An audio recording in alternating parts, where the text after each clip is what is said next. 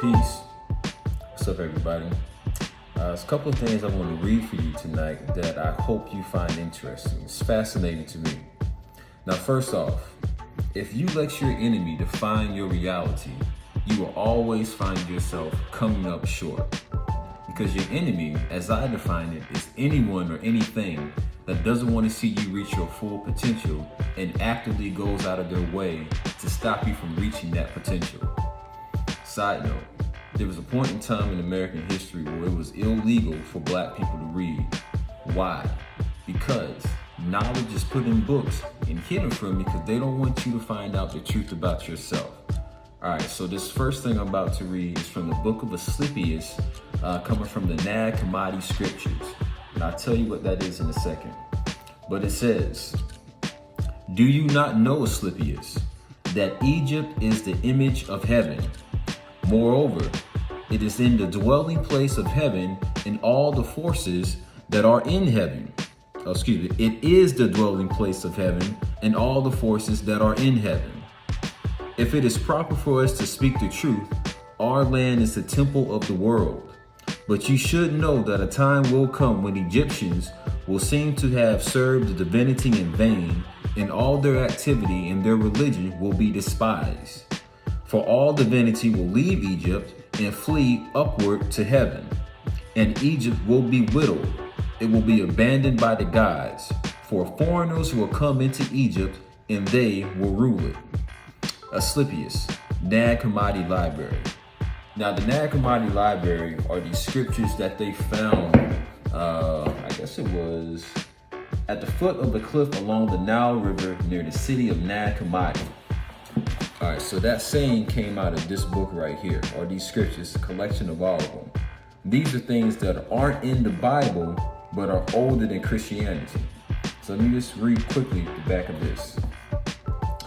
The year is 1945. At the foot of a cliff along the Nile River, near the city of Nag Mighty, an Egyptian peasant unearths a large storage jar containing ancient manuscripts. The discovery turns out to be one of the greatest archaeological discoveries of the past century. A treasure of 4th century texts, the manuscripts are the scriptures of the ancient mystical tradition commonly called Gnosticism. From the Greek gnosis, that is, secret knowledge. It is a discovery that challenges everything we thought we knew about the early Christian church, ancient Judaism, and the Greco-Roman religions. The Nag Mighty Scriptures is the most complete and up-to-date English language edition of these sacred texts from Egypt. It is full of treatises, testimonies, and secret books that have been lost for centuries. In addition to Gospels purportedly by the apostles Thomas and Philip, and the revelations of James, Peter, and Paul, this collection also includes the Gospel of Mary and the controversial Gospel of Judas. The documents have been newly translated by a team of prominent international scholars. This volume also features introductory essays and extensive notes to help readers understand the context and significance of these texts that have revolutionized the study of early Christianity and ancient religious thought. Now, the Gnostics were ridiculed and killed off by the Roman Catholic Church because the Gnostics were telling the truth that, the Roman Catholics didn't want you to know. Because the Gnostics' main thing is that, Earth is like a school or a prison. And to move beyond this place, there's certain knowledge that you have to have. You have to come to a certain understanding. There's literally an entity that feeds off your emotions. I've spoken about this before. And there are people who serve that entity because it gives them power while they're down here. So it's just like, imagine you being in a high school where your teachers are purposely giving you the wrong information because they don't want you to graduate and move on with your life.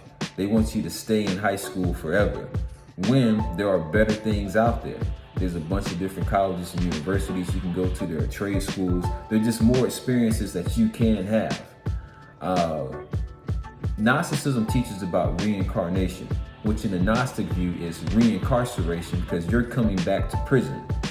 And who wants to be a repeat offender? Who wants to keep coming back down to a place that you can move beyond?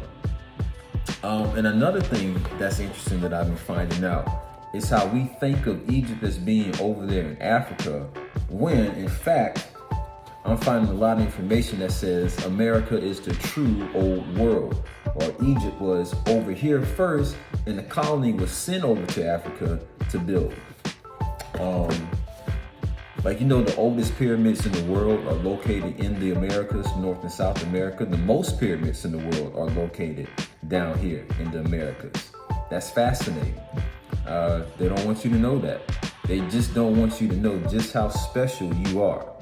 And there is a way out of this place. And that's through wanting to learn, seeking knowledge.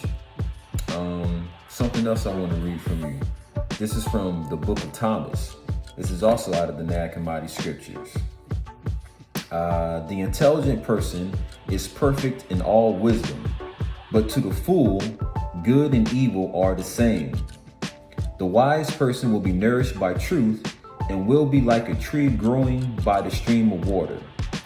Some people have wings but rush toward visible things that are far from truth. The fire that guides them gives them an illusion of truth. It will shine on them with a perishable beauty, and it will imprison them in dark delight and capture them in sweet-smelling pleasure. And it will make them blind with an insatiable desire, inflame their souls, and be like a stake that is jammed into their heart and can never be removed. This is Jesus speaking to Thomas. There's so much misinformation out there in this age of information, because they know, well, as long as I can make it hard for people to discern the truth, that adds to the confusion.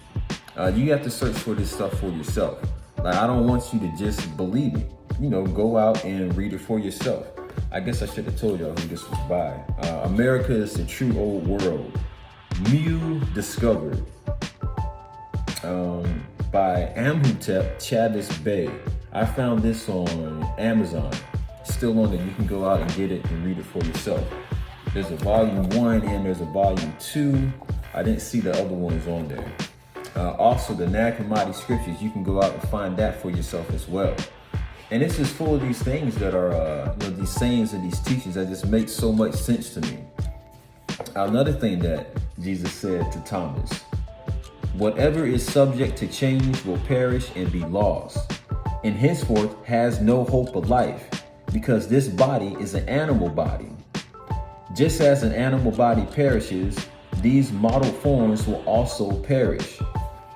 So this body that I'm riding around in right now, Ronald Simmons, will end one day.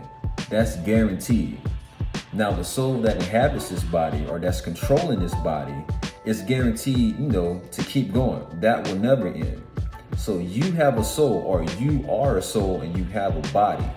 But based on the decisions that you make while you're down here will determine on if you're going to move on to a higher level, or if you're going to come back and repeat this grade all over again. And from the way things are going, this doesn't seem like the physical is a place that you're going to want to be. I just watched this movie called Free Guy. The actor's name is Ryan Reynolds. It just came on Disney Plus. But that's one of those movies that kind of hint at the truth, but it's telling you in an entertaining form. So this guy is an NPC in a video game that decides to make a different decision, and he realizes the truth about his world, and he sets about freeing himself. And there's people from the outside, humans who come into this virtual world, and they have all these experiences, but they're not real. Imagine putting yourself in a virtual world and you forget that it's a virtual world. That's why I say this whole metaverse thing, beware. Because to me, it seems like they're trying to put you inside of another simulation while you're already inside of a simulation. Because we've already, as a whole, a collective, we've already forgotten that this is the simulation. This is the place that you want to leave. Your soul is eternal. That's the only true thing about you. All of this stuff that you see around you, this stuff will fade. And in the physical, these rules that they tell us, they're not as concrete as you may think. I like to think about people who have multiple personality disorder, and they are able to make physical changes happen to their body based on which personality is in control or which personality is dominant. That's not supposed to happen, but it happens all the time.